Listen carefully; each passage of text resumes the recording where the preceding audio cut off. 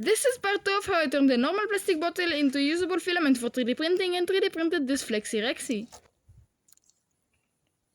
So after we have this bottle spaghetti, we need to shape it like a 3D printing filament by heating it up and passing it through a hole. But because I don't want to spend any money on this project, I simply use an old hot glue gun that I modified a bit.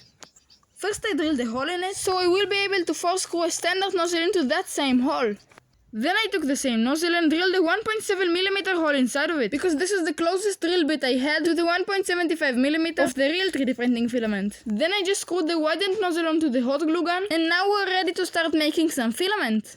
First you need to cut the end of the bottle spaghetti like this, push it into the hot glue gun until it will come from the other side, then put the nozzle onto it and screw it tightly, and you will be left with something like this. Now heat up the hot glue gun, and when it's heated up, start pulling the sticking bottle. I'm trying not to pull too fast and as consistently as I can. And pretty soon you will have a nice amount of filament. Now that you have some bottle filament, I just need to show you which settings to use when printing it. But this video is already too long, so follow for part 3.